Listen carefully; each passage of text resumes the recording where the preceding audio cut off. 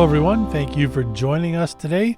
We are continuing with our series called Discovering the Gospel of Luke. We're on episode 28, and we're coming towards the end of That's right. the Gospel now. So Second last chapter. And so we do Discovery Bible Study because we're trying to be intentionally shaping ourselves to be more like Jesus, because we are, as we've learned, we are shaped by our habits, our relationships, our beliefs, our environment, and time and experiences. And if we do absolutely nothing at all to influence those, we will still be shaped by those things.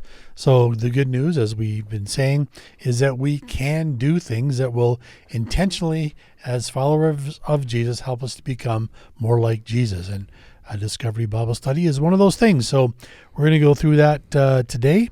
And then I guess we've got just the final couple episodes coming up here. Yeah. And then we're done. And so one more after this. And wow, it just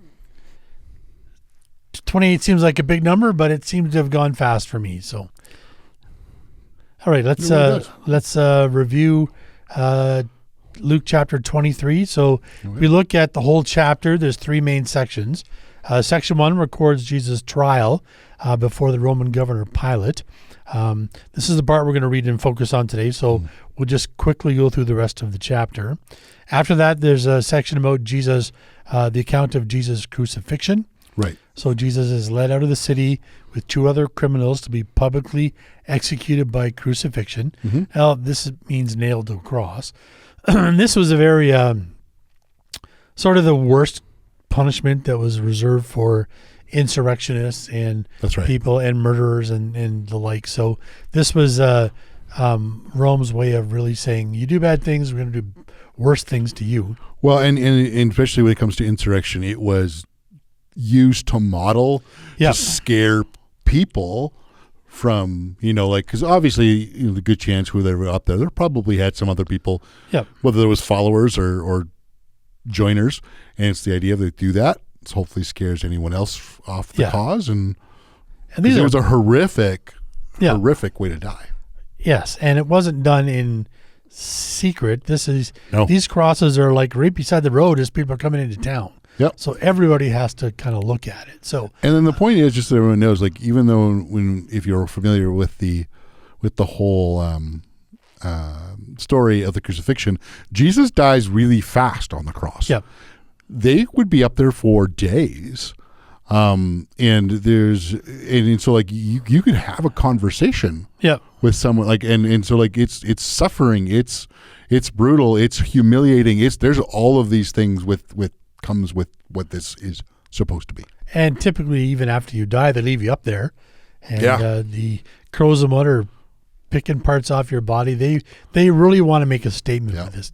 So on the way there, Jesus is in such bad shape from his mistreatment prior to being sentenced and carried out there that he can't even carry his own cross. Now, this is kind of a strange cultural thing, but those being executed were actually forced to carry part of the cross to the place of execution.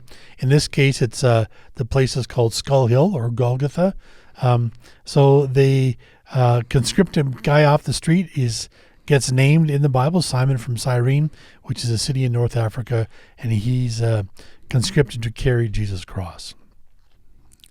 That's right. So then after Jesus is nailed to the cross, the soldiers are seen gambling for his clothes, and in that moment he prays to forgive them. Father, forgive them, for they don't know what they're doing. Yeah, that's quite the thing to be.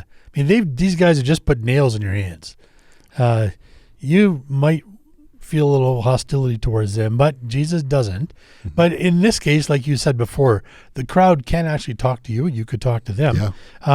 And the crowd is actually quite hostile towards Jesus. Which is strange. Yeah. Because a week before, they're like, hey, Jesus, come on in. And they're making fun of him, especially the leaders. And they're saying, if you are God's chosen one, if you are the Messiah, come down off the cross and save yourself. So, they're really putting salt in the wounds emotionally here. Yeah. Yeah, and then a sign is attached to the cross, and it's meant to be mocking, which is this is the King of the Jews. Yeah. So this is what happens to kings, people who say they're kings that oppose Caesar. That's right. Now, one of the criminals being crucified with Jesus, he joins in the mockery and says, so if you're the Messiah, prove it by saving yourself and us too while you're at it. That's right. And then the other criminal kind of chides him and says, what are you saying? Yeah. We deserve to die for our crimes, but this man hasn't done anything wrong. Then he turns to Jesus and says, Jesus, remember me when you come into your kingdom. To which Jesus replies, I assure you, today you will be with me in paradise. Yeah. Then we get to the third section, which is the death and burial of Jesus. So so Jesus is taken out and crucified in the morning. Mm-hmm. From noon until 3 p.m., it says the sky went dark like it was nighttime. So that's odd. Yep. Then Jesus shouts, Father, entrust my spirit into your hands, as he takes his last breath and dies. And at the same time, the curtain in the temple, which covers, which sort of isolates the Holy of Holies. So that's the inner sort of sanctuary to the temple. It's a heavy curtain. It's a heavy curtain, yeah. And it's torn from the top to the bottom, right down the middle. Yep. And so, again, that is seen as a supernatural event, and probably has some hyperbole is the wrong word. Metaphorical meaning to it there. Well, it definitely does. Because I mean, just really quickly, we won't get into because you could teach classes on this. Yeah. But essentially, the Holy of Holies was the idea of the presence of God. Yeah. And that curtain was sort of like the presence of God was such a sacred place you could view there.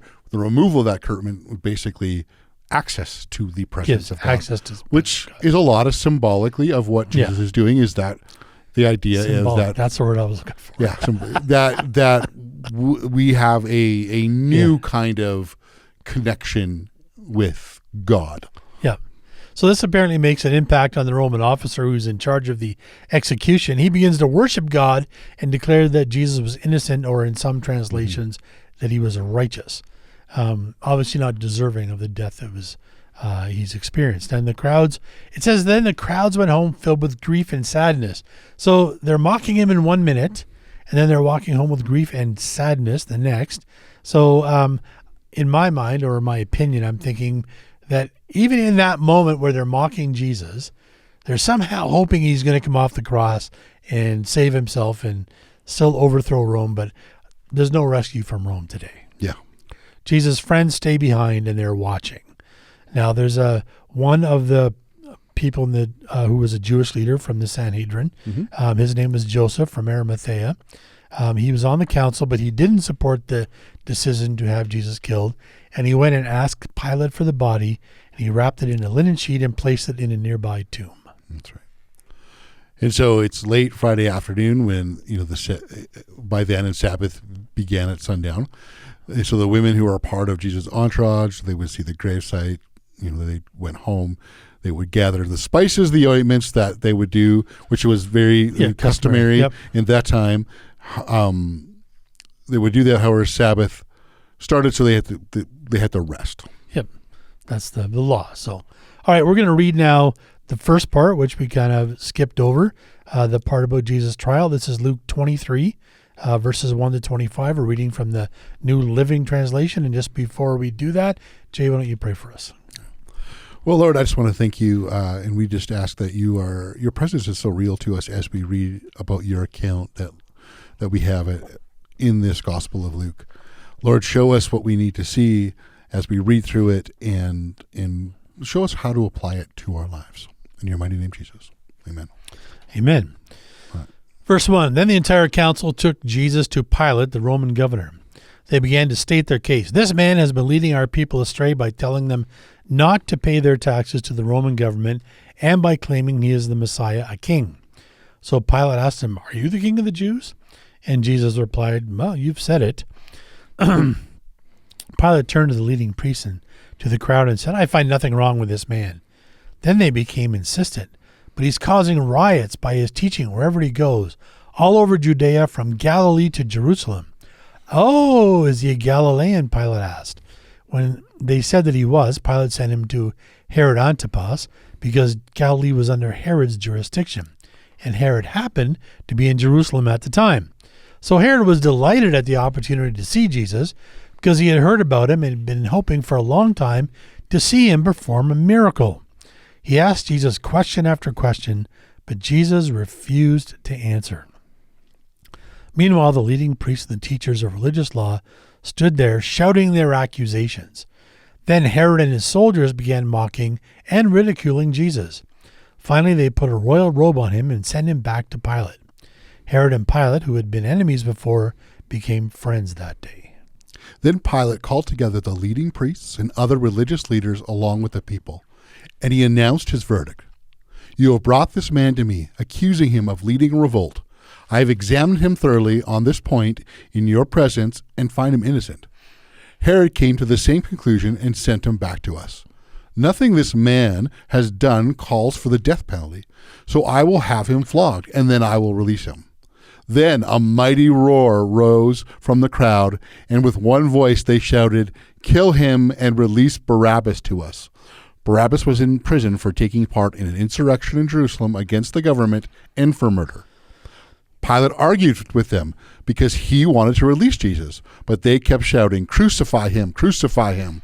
For the third time he demanded, "Why? What crime has he committed? I have found no reason to sentence him to death. So I will have him flogged, and then I will release him." But the mob shouted louder and louder, demanding that Jesus be crucified, and their voices prevailed. So Pilate sentenced Jesus to die as they demanded. As they requested, he released Barabbas, the man in the prison for insurrection and murder, but he turned Jesus over to them to do as they wished. Okay, so we're just going to retell this part that we've just read, and we're going to add a bit of context that we just did a little study on this, just so if there's certain cultural things that are maybe different.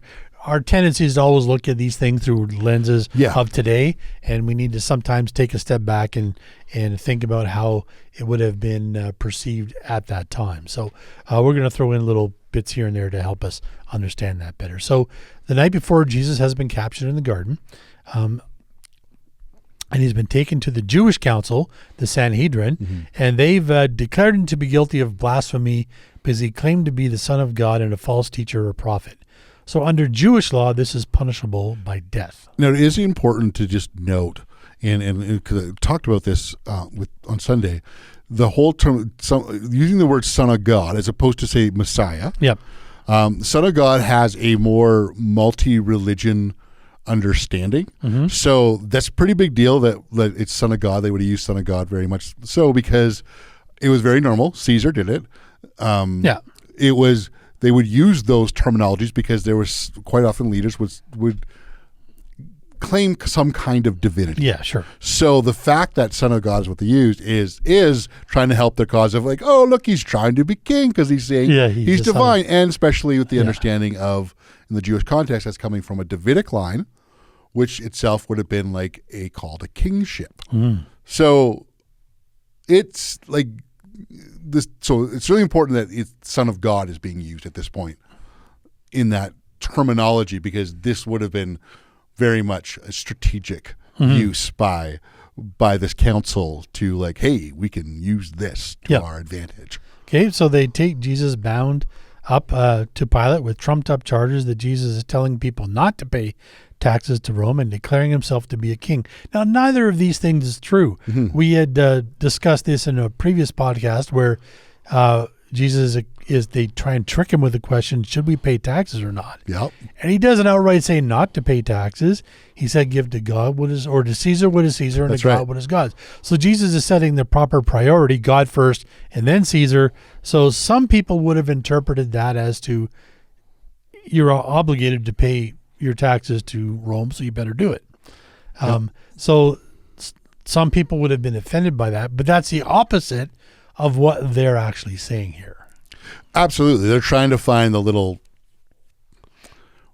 clever loophole into something there because, that's a big deal. And the fact that, he's never really declared himself king, but even going in what happens right at the end of chapter 22, Yep.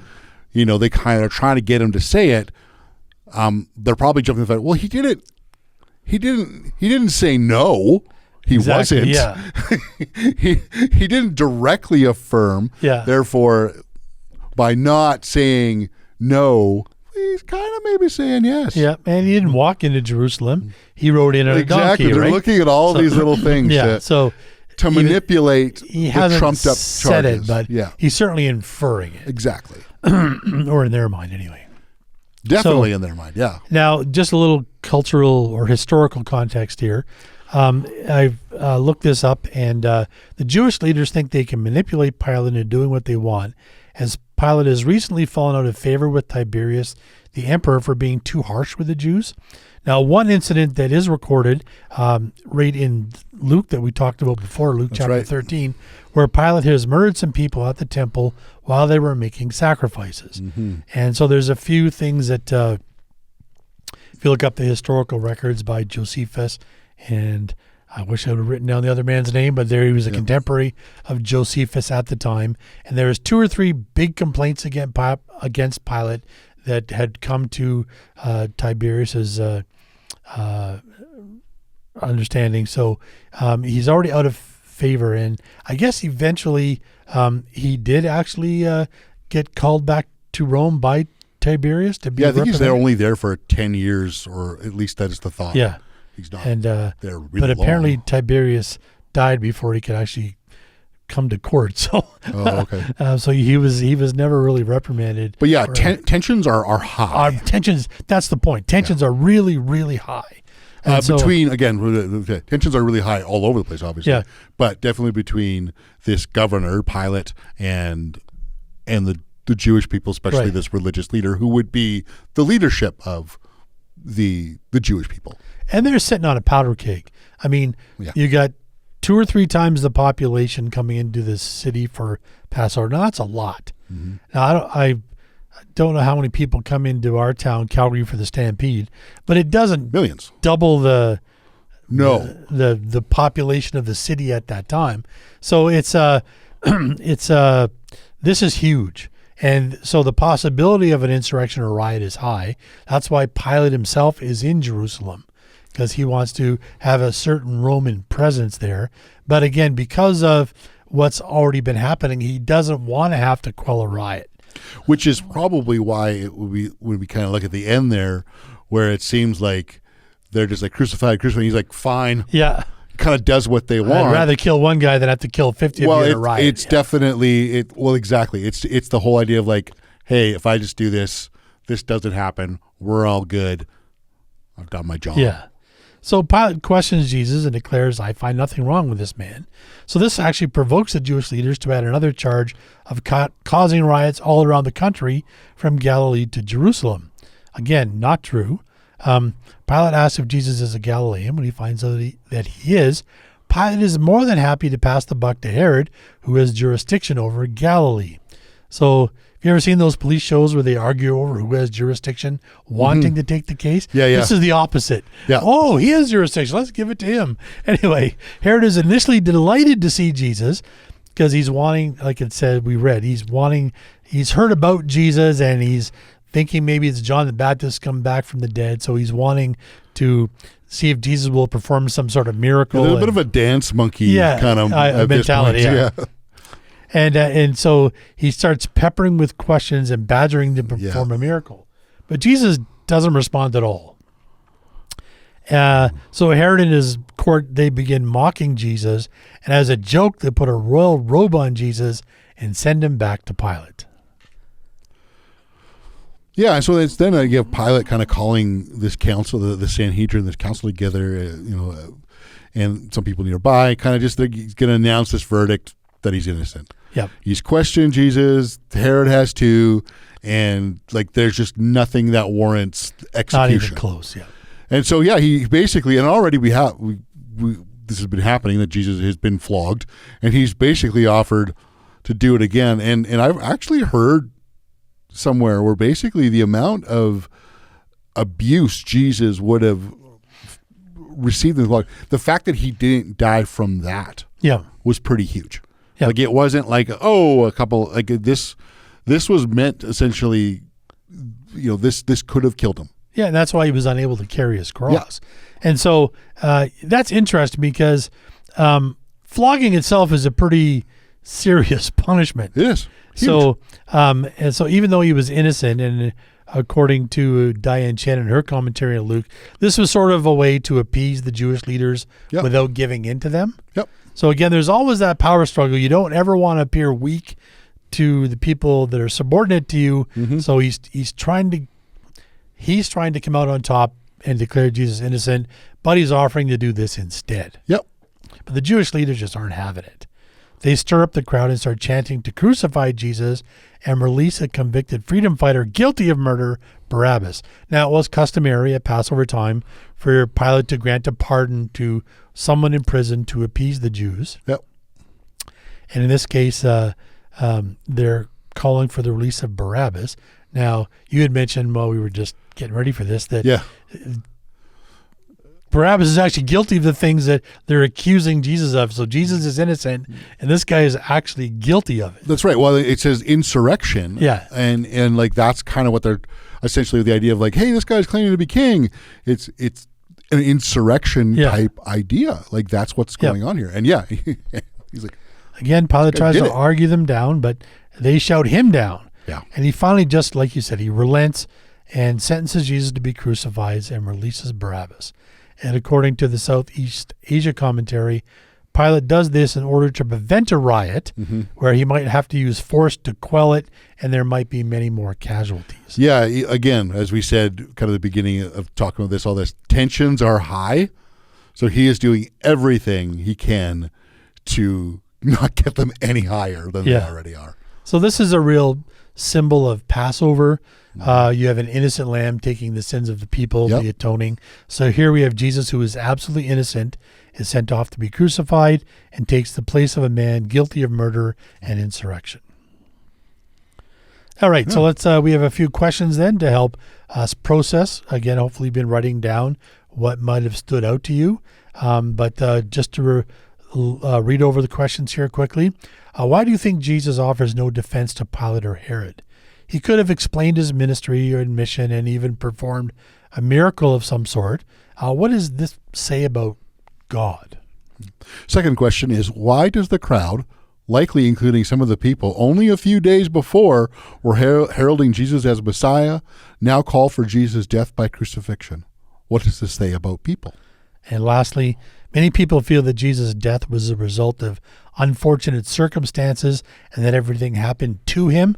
But how, in this reading and maybe in the events leading up to this, does Jesus show that he's actually in control and fulfilling his mission?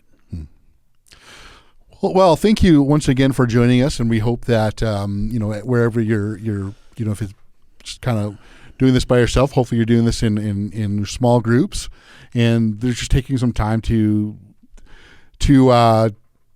go over these questions and have a discussion about that.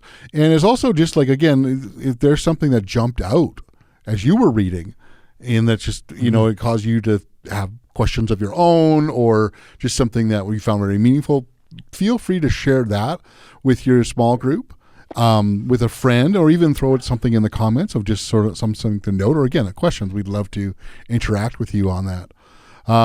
Like I said, we're kind of coming down to the end here of Luke. This is chapter 23 of Luke. We're moving on to chapter 24, which we are doing on Easter. And so this is coming out just a few days before Easter. And so I just want to be able to say, if you're a regular attender, we'd love to see you then. And if you're not, we'd love to just invite you to our Easter service. Sure. We can put all that information in the description below, and if you'd like to come, we start at 10:30. Again, all the information you need for that is below. We'd love to see you and be a part of this kind of the end of Luke as we've gone on this journey for these last 4 months, pretty much by the time we're done. Thank you so much for being with us through all this. Please like and subscribe. And also, if you feel so compelled, there is an ability to donate. Feel free to do that if that is something you feel led to do. Thank you so much.